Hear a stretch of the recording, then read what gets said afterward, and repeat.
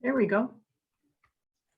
You know, a dream is like a river, ever changing as it flows. And a dream is just a vessel that must follow where it goes, trying to learn from what's behind and never knowing what's in store. Makes each day a constant battle, just to stay between the shore.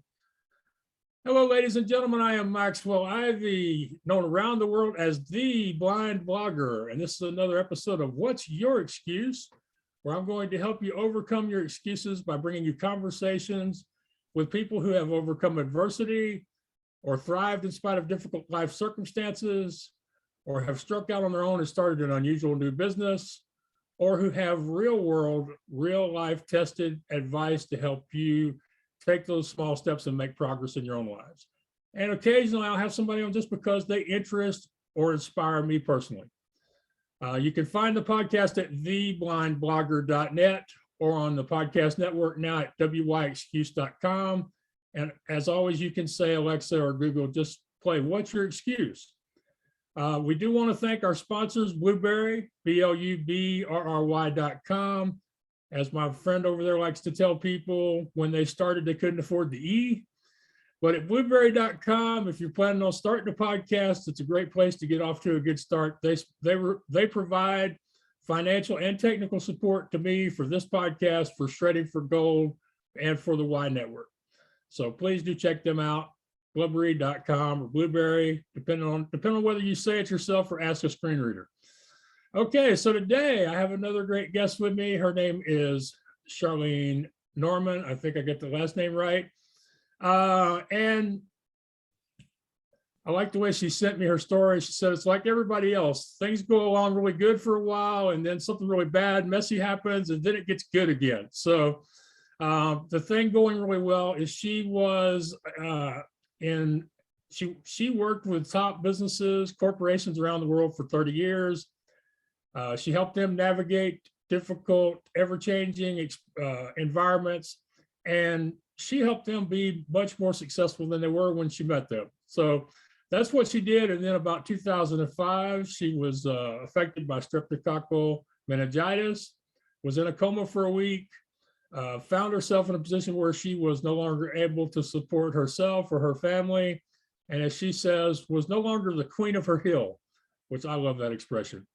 And after a while, which we're going to find out how, she decided to use all those skills she had and help people and their businesses in a whole different way now. So she likes to say that she is the chief empathy officer at bulletproofyourbusinessnow.com. She says there are the three things she wants to teach us today. One is that business is not as complicated or as hard as we think it is. Two, that making money and making impact are one and the same thing. And three, anything in life, anything in business, success starts with people. So Charlene, thank you so much, and welcome to What's Your Excuse? Thank you so much, Maxwell. I have never heard anyone sing without being taped right off the front. I mean, wow, that was incredible. Well, I appreciate the compliment. I am going to take it. I've been singing that song since Garth released it in 1993, and it's become my theme song. And my sincere hope is that at some point he's either going to acknowledge me or sue me, and then I'll be famous.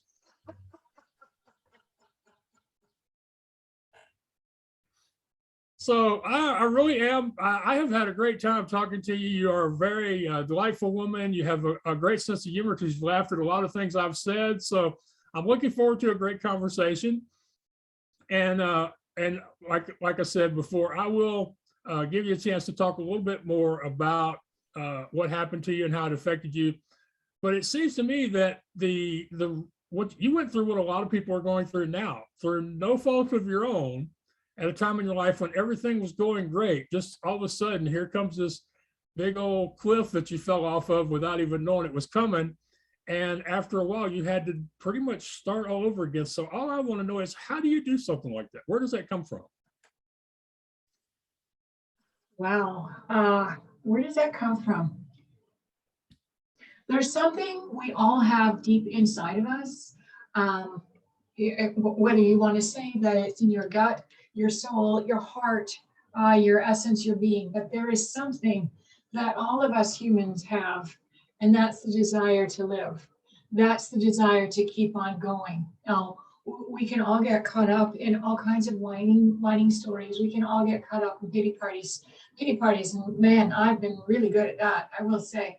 But where do you find the strength? The strength comes from inside of you. And I say that because lots of folks, they're looking for a hand. They want to hold on to that hand, and they want someone to be prodding and pushing them.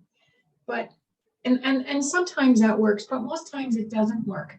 What works is one day you just look at yourself in the mirror, or you say to yourself, I want to go forward. I want to be better than what I am right now. So it's all internally driven, if you will. How we get there is completely different. Everyone has a different way of doing it. And what I want to say before I go into all this stuff, you know what? Life happens, garbage happens, horrible stuff happens to every single one of us, because we're all going to the same place eventually. And it doesn't matter. Maybe it happens when you're 20s, in your 30s, in your 40s, in your 50s, in your 60s, in your 80s. It doesn't matter. At some point, every one of us is going to be dropped, felled to our knees. And the unfortunate piece is, we're not going to be prepared for it. We're never prepared when we lose our job. We're never prepared when our spouse says it's time for a divorce. We're never prepared when we're given some kind of awful news about our health. We're never prepared when somebody near and dear to us dies. Yet all those things are normal. But here's the interesting thing.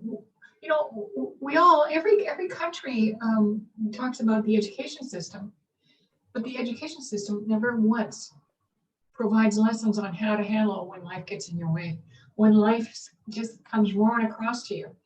And that's what I want to talk about today. Because I believe that nothing happens to us. Everything happens for us. In other words, when we have to go through garbage, whether it's in your case, being blind, whether it's my case, having an awful illness come out of nowhere, whether it's in other people's cases, they had to go bankrupt, or they got a divorce, or whatever, or they lost their job. All that does, actually, at the end of the day, is it makes us stronger and more resilient, and we realize just how amazingly strong the human race really is. So that's my starting point. Okay. Does that make sense? Well, that kind of makes sense, but it leads me to ask this question, which is, what is it in some people to where you see people that are born into horrible situations that succeed, and you see people that are born into wonderful environments and they fail? I mean, where is that switch? Because there are people who went through the mortgage loan crisis in 2008, for example, who a few years later, they are working at a different job, they've started their own business, and they're planning to buy another home. And there are other people who went through that crisis, they're homeless because they just can't let go of what happened to them and move on. What where does that all come in? You know, I call that mental toughness. And I'm not a psychologist, and I don't play one, and I've never studied psychology to any great extent, but I call that mental toughness. And there are some people that they are just mentally tough. And sure, everybody, and then there are other people that are just not so tough. And I'll give you a bit of an example. I'm going to go off topic right now. When my mom was 60, we do off topic on this show all the time, so don't worry about it. Okay, good. So when my mom was 60, my mom decided she'd had enough with life and she was going to end her life. Unfortunately, she was unsuccessful in her attempt. I would have to say that compared to my mother, I am one very tough nut. My mother was not quite as tough. So part of the process of getting someone who's attempted suicide back on track is to find that nut that's inside of them, to turn that switch on, or to find that switch that they say, okay, I'm now moving forward. So I just say, one of the things with my mother that I learned, and it's just happened to be my mother, it could be lots of people who are not as mentally tough. What they need is to know that someone's in their corner supporting them. You're not going to help them, and most of us are not qualified to help, but they will support them. They'll stand beside them. They will go there wherever they need to go. That helps people who don't have a natural mental toughness to take that first step to say, okay, I can make that step by myself. Whereas those of us that are what we consider to be mentally tough say, well, screw that. This is not going to get me down. I'm going to move forward and I'm going to take advantage. And yeah, I'm going to be swearing and complaining and having a pity party, but I'm strong enough, I can handle it. And I just say that I have noticed in my life, there's basically two types of people. One is that need a little bit of a hand, I don't know, a hand up, I guess, or a hand out to get them propelled into the first step. And those of us that kind of say, okay, I'm moving it, just give me whatever it is I need to go. I can tell you, when you give people who want to be helped, that's the thing, they want to be helped. When you give them that little step up, man, oh man, do they ever do amazingly well. So when you talk about the folks who were unable to manage the financial crisis, I am going to say, I think they let the shame, I think they let their fears, I think they let all their negative emotions stick with them. And there was nobody around to say, here, take my hand, I'll show you how to get out of this. That's the simplest way that I can look at to say, there are people who are born with a wonderful silver spoon and they sure are very strong. And there's other people who are born with nothing and man, they are just amazing. Yeah. Yeah. So when people ask me where it comes from, for me, I tell them it was, the parents, grandparents, and being raised in an industry where you have to be resilient because the whole goal during the course of a season is to get open week to week. And so generally there wasn't a lot of time for feeling sorry for yourself in my family. So where do you think your resilience comes from? Is there a specific person or event or training maybe that you went through during your lifetime that allowed you to be that kind of a person when you needed to be? I was born a bossy girl. I've always been a bossy little thing forever and a day. And so I always knew that, wow, this is the way it's going to be. And everybody, come on, just follow me and we're off. And so I was always the leader. Much to my father's shock, but anyways, I was kind of born with an obstinate streak, if you will. I didn't really understand resilience. I didn't really understand being strong. I just knew that, hey, I got these great ideas and they're going to work and come with me and we're going to make it happen. It wasn't until I got into my career, and the one thing I do is I study people. I have always studied people, and it's second nature for me. So I can very quickly pick up what works for them, why, and what's not working, and so that I can avoid all that stuff. And during the course of my career, I got into some really wonderful positions that young women, don't normally get. And so by the time I was 30, I was sitting at a boardroom table. I was the executive assistant to the president. By the time I was 35, I had so much experience behind me. What I needed was the depth of wisdom that comes when you start to age.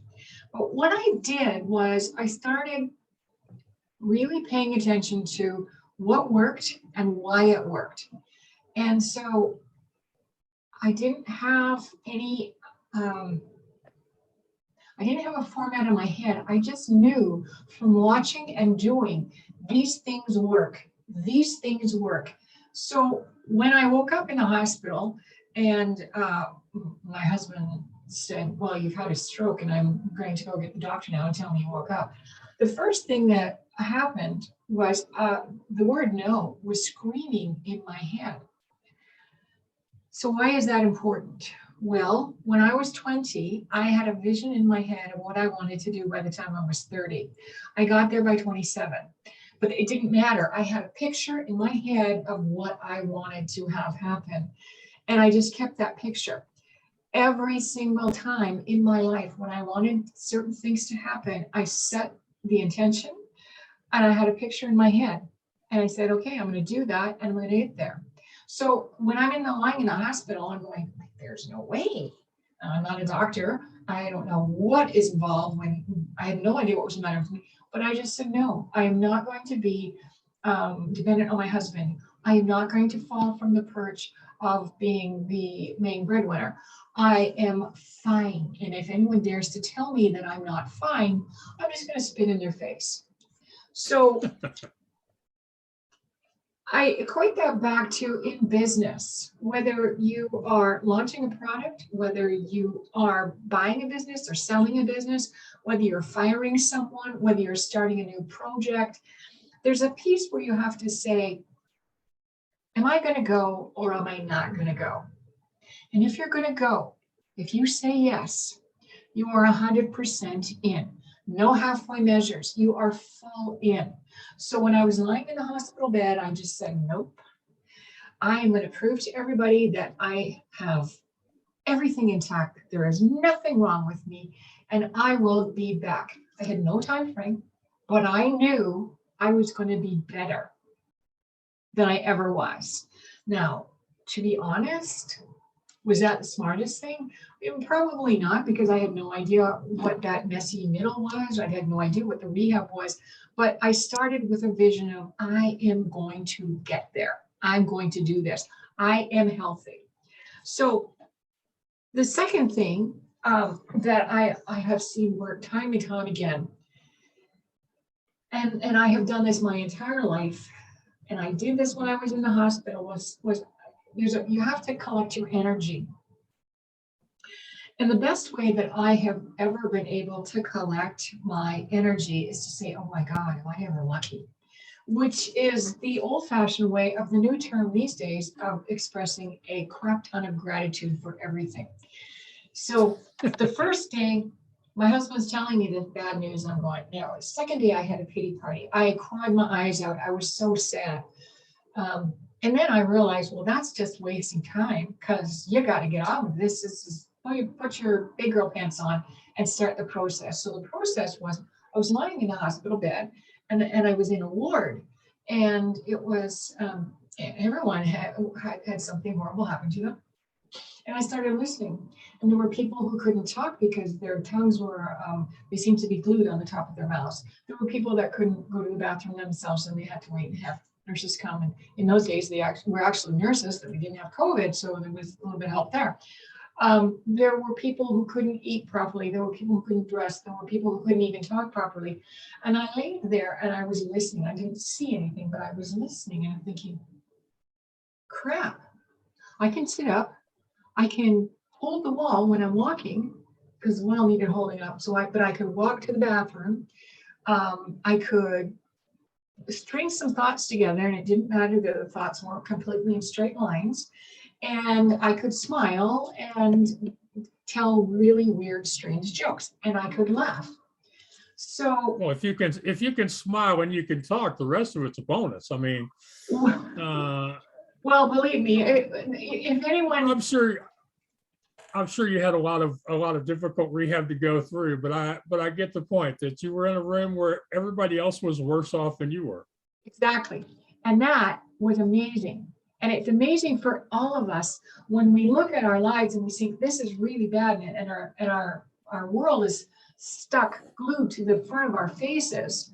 it's a really good idea to say, well, wait a minute, there's other people in the world who's got it worse than me. Because there are people that always have it worse than you. And when you realize just how great you have it, all of a sudden you've got the energy and you're grateful. And that's when you can start taking those steps forward. And so the first step that I took was to go play Miss Sunshine and go visit all the people in the hospital ward and just go around and smile and tell jokes. And it was the first step. It's a crazy step. It's a little step. But I got out of my own head and I said, I'm not important. Everyone else is. I'm going to go make their lives better. No, That's how it's you not a bring crazy gratitude step. in your life. No, it was not a crazy step. It was the ideal right first step. And it reminds me of something my dad said to me many times over the years. He was from the upstate part of South Carolina and grew up in a poor family. And he used to always say when things got bad, he'd say, well, Max, I used to think it was bad because I didn't have shoes. And then we had a kid come to school that didn't have feet. Yep. You know? That's exactly it. Yeah, so you tapped into gratitude, which something I've noticed with a lot of people is when they do things without thinking about it or without caring what the name is, it always seems to work so much better. So you obviously weren't thinking of it as gratitude at exercise. You were just doing that because it made you feel better at the time. Am I correct? That is correct. That is absolutely correct. Because here's the thing. I mean, and you asked me, how do you get someone to make those first few steps? You've got to find something that they like to do. You've got to find something that brings meaning to them. You've got to show them a door that's important to them. It's not important to you. It's what's important to them. So if you're offering a hand out to someone, think in terms of them. For me, it was for my entire life. Whenever anything got me down, whenever anything really annoyed me, when I thought that the end had come, it was always, okay, go reach out and go help someone else. And what that does is it clears your head. It refocuses your brain. It refocuses you, and you can go back to problem with a fresh eyes and a whole better perspective, if you will. And I saw that happen in work. I saw that happen in successful business. And that's how I ran through my life. So you're right. I did not think in terms of gratitude. It was, I'm really lucky. I can help other people. You know, I give a talk every so often on what people tell me is called interdependence, because again, I didn't know there was a name for it.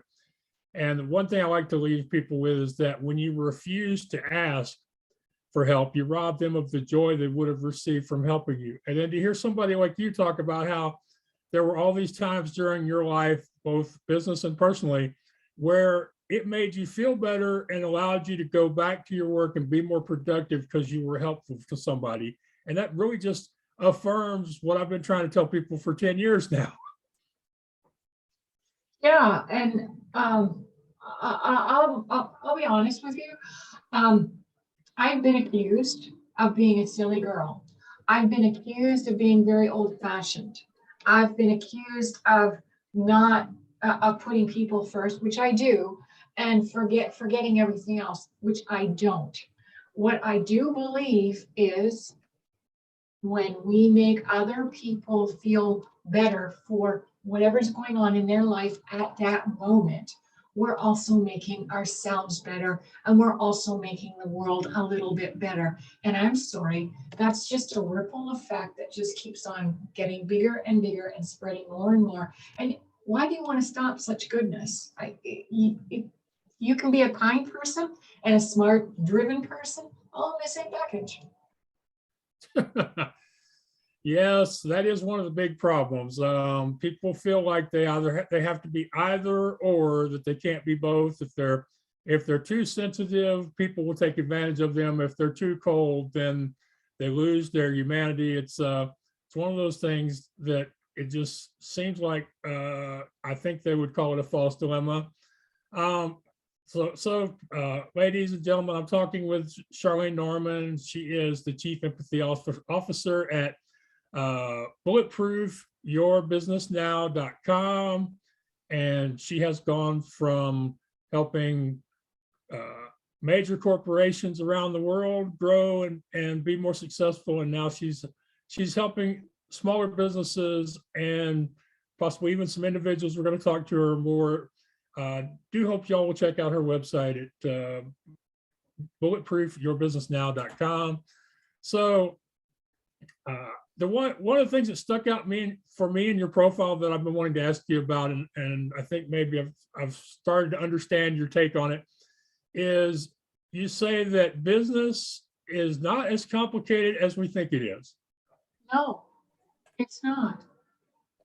Business is serving others. Full stop.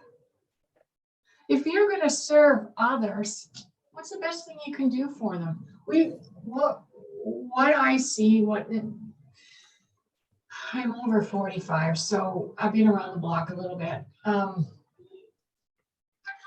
Technology has been wonderful, but technology has really stunted our ability to get along with people, foster relationships, and get to the core of what somebody is really looking for. Business is nothing more than exchanging energy. And it's serving others. It's not serving yourself. You will get whatever you want. You can have everything you want, maybe not in the time frame you want, but you can have everything you want. You don't need to do 100 different things to be successful. You only need to do 5. And the really important thing is to zero in on the 5 that are going to do it. And what's happened is, I don't care, big business, small business, entrepreneurs, freelancers, gigs, they all get caught up in, oh my God, I got to have a website, and I got to have this, and we got to be on social media, and I got to da, da, da, da, da. And there's this big to-do list that they take on, and they say, well, I've got to do all this. Well, no, you got to serve your customers. And first off, if you don't know who your customers are, then figure out who your customers are and figure out what their pain points are and speak to them. What do they want? And then if you have it in you and it's within your framework, try and deliver it for them, because you're going to find out what they really want. And that's when you can really open up your arms and say, well, I can do this and I can do this, and maybe we can do this together. And they're going to go, oh my God, yeah, okay. And that's how you get a customer for life. But this whole business about, well, I've got to do another ad campaign, and I've got to do another funnel, and our social media, is it working? And is this doing this? And it's craziness. It's just sheer stupidity. We're talking about people. And the thing is people haven't changed in the last 2,000 years. Technology has changed and changed and changed in the last 20 years, in the last 2 hours. But people don't go as fast as technology. People are still the same decent, generous, hardworking people if you give them a chance.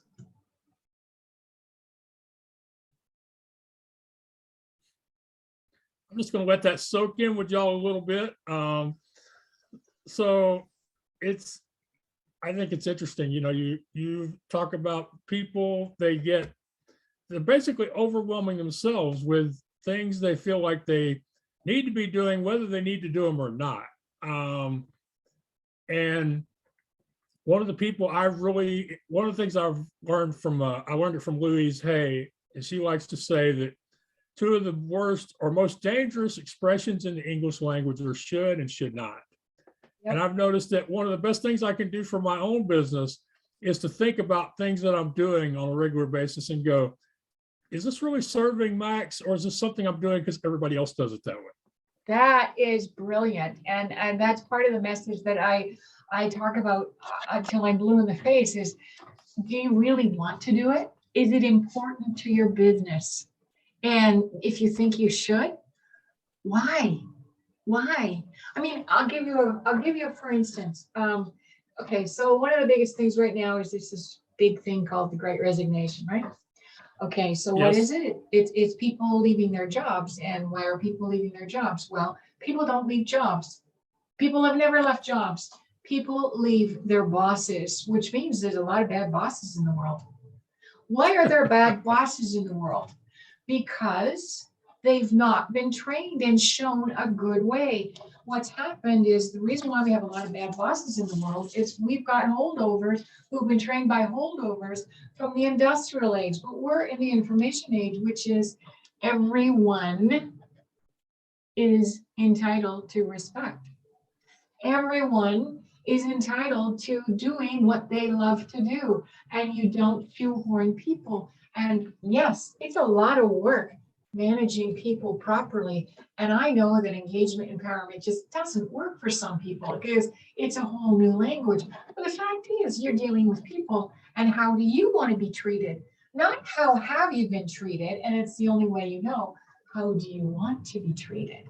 And if you treat people like people, because when you have a team, whether it's a team of in your own business, whether it's a team of clients, a team of suppliers, I don't care what kind of teams you have, you're in the people business. You're not in the functional business. You're not no longer worried about what you trained for, what you studied for, and you were a great plumber or a great accountant or a great lawyer. Now you're in the business of leading and growing people, because people will lead and grow your business. It's a completely different mindset.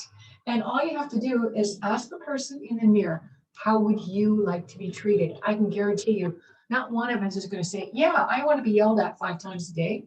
I want to be made to feel tiny and small. I want to make minimum wage. Yeah, you really do, don't you? Everybody wants to feel like they're worthy. And the hardest part for all of us is to say, I'm not worthy, you're just as worthy as me, so I will give you respect.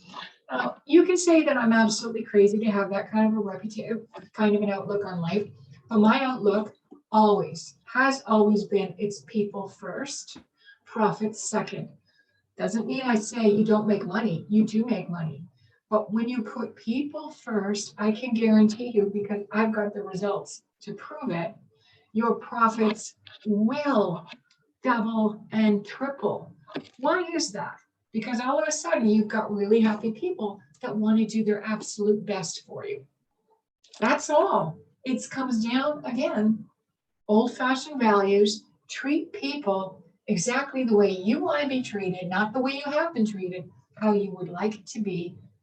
It's a change, yes, but watch what happens to your bottom line. That is so true, because every good HR person knows that it's cheaper to keep the folks you have than it is to constantly have to recruit and train new people, at least in the bottom 2/3 of any large scale business. So really, by treating those people, especially the ones on the lower rungs, better, you don't have to spend all that time, money, and effort continually replacing those people. No, and I'll just give you a really, really quick example. I walked into an organization, it had 33% churn. So that means 1/3 of your employees are leaving every single year. That's a lot. That's really a lot. Inside of a year, that 33% had fallen to less than 2.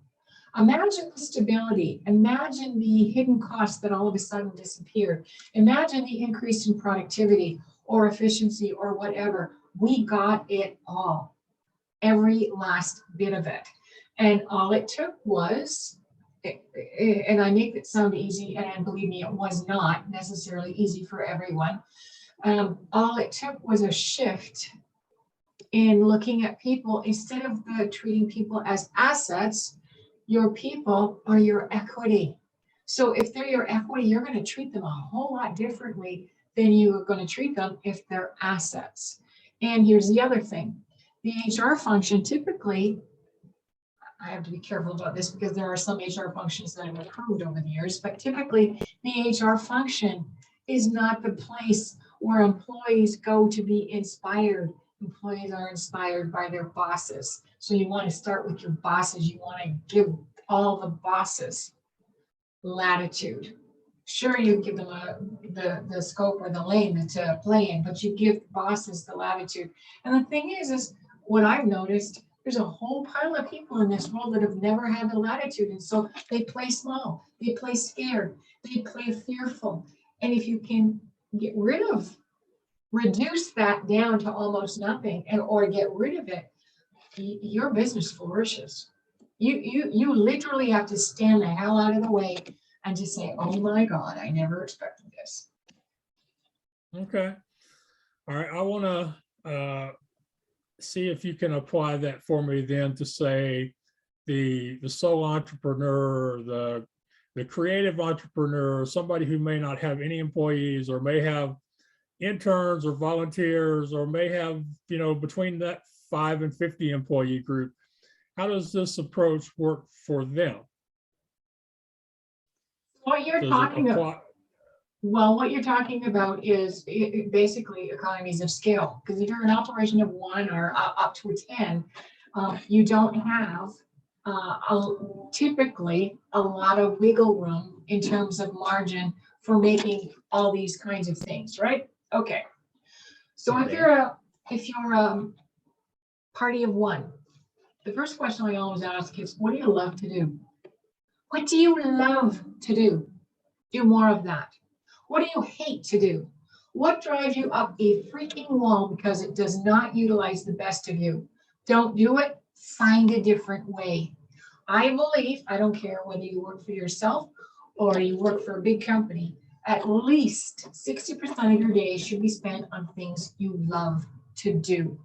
And there are ways of making it work so that it is more in line with your personality. So that's number 1. Number 2, let's look at the people who have teams of between 1 and 10 people. How honest are you with your teams to say, I don't know, I don't have the answer. What do you think, guys, we should do to solve this problem? That is the easiest way to get people to buy into what you want to do. Be human and admit you don't know. Now, there are other things you have to do, which is listen. Here's the really important thing. You have to listen to the people and you have to be prepared to take some of those ideas and work on them. Just bring them in and say, thanks, guys, yeah, and not do anything. But you ask people, what do you think? Third thing you can do is, and this one is one of my favorites, go form some kind of either a loose association or a more formal association with folks who have talents that you need that are different than yours. A lot of people don't do that. A lot of people say, oh my God, I got to take all this in and I got to do it myself and I got to hire the right people and they're going to do it for me and blah, blah, blah, blah, blah. But here's the thing. Okay, I'll be honest. I hate tech. Tech is not my thing. It never has been my thing, but I love people. I love money. So I have a tech partner. When I run into problems, I run to her. I can't afford to pay her rates, let me tell you. When she has an issue on how to make money, guess where she goes? She goes to me. And if, as we're moving along together, if we see opportunities that both of us can work on together, we do it. So what we have are 3 successful businesses, hers, mine, and ours. And I have noticed a lot of businesses are very reluctant because, oh my God, I've got stuff and people are going to take my ideas and they're going to screw me and they're going to do this and that. So yeah, you do have to vet the other person. You do have to find the traits and the values in the other person that you share. It's not, I'm not saying it's super easy, but it is something that you can try and tap into. So there's 3 ideas for 3 different groups. Right. I love this last one simply because there are so many, quote, experts out there who are telling people that what you just suggested is absolute worst thing you can do as a business owner. I have run into way too many people who are like, Max, you mean you actually have traded services with other people? And I'm like, yeah, I do it whenever it works for both of us. It's a pretty common thing for me. it's how you do things when you have more, you have more hustle and effort than you got cash or credit, you know? So I love that somebody as successful as you that's done it in multiple levels of business. Is like, yeah, when it works, when you have similar traits in common so that you can have trust in another person, that it's not only okay, it's desired. So I really thank you a lot for sharing that. Well, listen, that was something that I learned in corporate. My background is a little bit different than everyone else's. So in my background, I got 60 acquisitions, 10 dispositions, blah, blah, blah, blah, blah. But here's the thing. One thing that I did learn about building up your business, and then this was with an international company, was, okay, we don't know the other country. We don't know the language. We don't know the people. What we'll do is we'll do a joint venture. So both companies come together, split 50% or whatever percentage works, and they made a go of it. And I thought, well, that was really clever. Why don't we do that with individuals? So when I went out on my own, that's what I started doing, was saying, I can go high as one person, but I can go farther with a bunch of other people. So how do I make it work for all of us? And what you do is you find people that have the same values as you do. The values thing is always, always, always key. And then you look for opportunities. You can start by sharing services. That's always a great place to begin. But don't stop there. You can create new ventures, new businesses with the right people that you bring into your life. Yes, yes, yes. So then with knowing that you have these people that you trust and can depend on, you may be able to compete for business that you wouldn't have even thought about approaching without these people you have these relationships with. That is exactly it. And I'll give you a great example of that. Kim, my tech partner, and I, we are presenting, and we have a client. Neither one of us, we're presenting to a group, and we have a client that neither one of us could have gotten alone. We could not. We have got this together. What does that mean? Okay, I had to open up my books and say, well, this is how much money I'm expecting out of these accounts. This is how much value I give. I had to share all my secrets.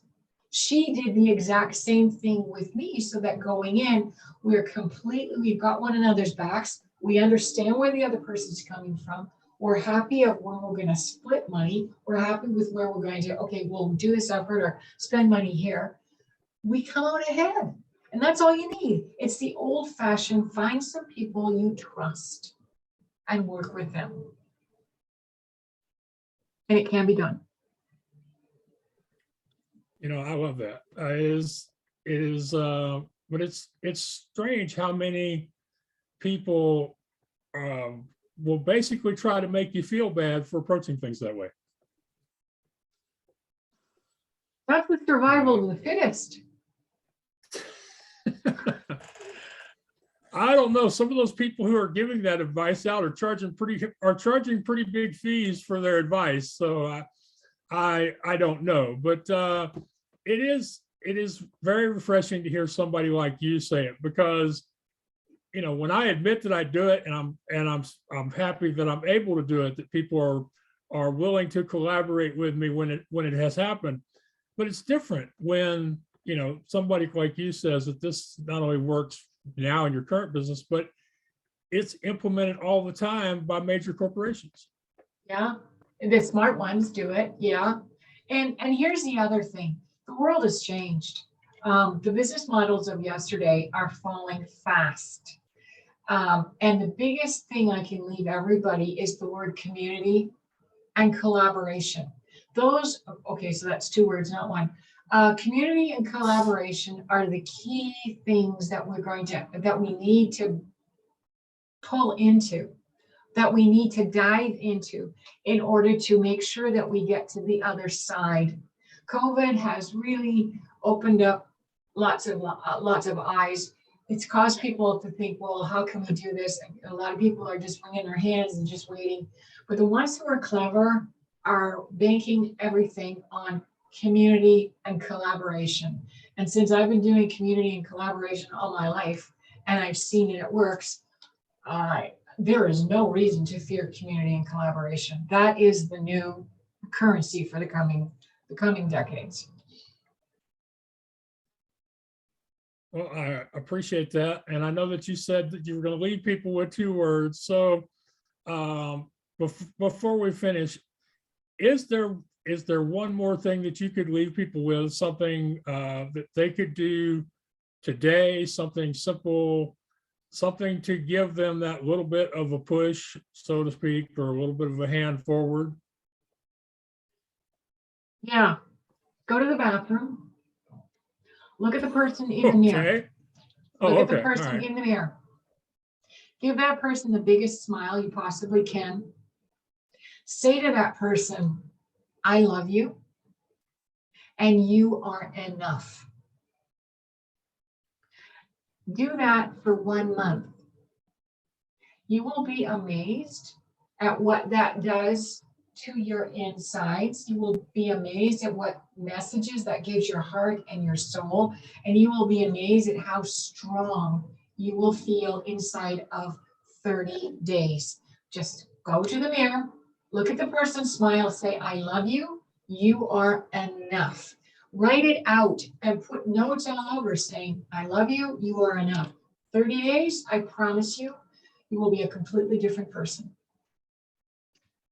I love that. That's a wonderful exercise to leave people with. And to be honest, considering what little I knew about you before we started, it's not the kind of wisdom I expected to get from you today. So thanks for surprising me and for leaving my audience something that magical, because it will really work for them. And I'll be surprised if it takes 30 days for it to work for them. And for those who don't have access to a mirror, like she says, write it down, say it to yourself. Be sure that you remind yourself that you are good enough. And I appreciate that. So, Charlene, I want to thank you for coming on What's Your Excuse? And I look forward to hopefully being one of those people you collaborate down the road with. My pleasure, sir. My pleasure. All right.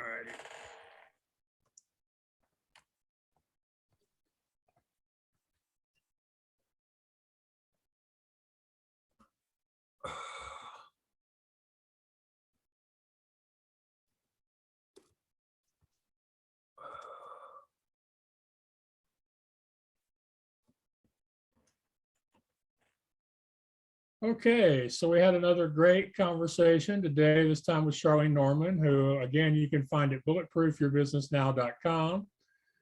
And I just love some of the things she talked about. There's so many things that are, quote, experts and coaches who will tell you not to do them, but in fact, they've worked for me. And now I find out they work for her, and they've worked for major corporations for years. So we learned about some people just needing a hand to get them going, a little bit of a push. And it's important to find out by listening to them what it is that they're interested in, curious about, passionate about, because if you can get them going on something they're already interested in, then that little push has a much better chance of propelling them to some big things for their lives, or at least to a very satisfied life, as opposed to depression, fear, and anxiety. So I love that. Loved about the collaborating with other people, trading services, and then even reaching out to pitch on bigger projects, because you have this relationship with people you know will deliver on the things you are not good at, capable of, or just don't like doing. I need to work on that more myself. I actually feel challenged by Charlene to do more of that in my own business. And then the mirror exercise at the end, I tell you, that right there is worth the price of admission, as they used to say. And yeah, I know it doesn't cost anything to watch or listen, thank goodness, but I'm telling you, to have that kind of a mental, emotional affirmation work, technique, tool, whatever you want to call it, come out of a woman who I expected to talk about building businesses and being in the corporate world. To have her do that, I was surprised and pleased. And really, I'm going to put that in the show notes to make sure y'all know to listen all the way to the end for that, because it is priceless in my opinion. All right. I want to thank you for being here with us again, for continuing to support the podcast, because I know you have lots of opportunities, lots of things you can spend your time and energy on. Amazon, Netflix, other podcasts, or maybe even just going outside and enjoying nature. So I appreciate your time. I couldn't continue to do this without your support. And I do hope that you will go out and take some small action for yourself today that will lead you towards that goal or dream that you have. So until next time, thank you and take care out there. You know, a dream is like a river, ever changing as it flows. And a dream is just a vessel that must follow where it goes, trying to learn from what's behind and never knowing what's in store.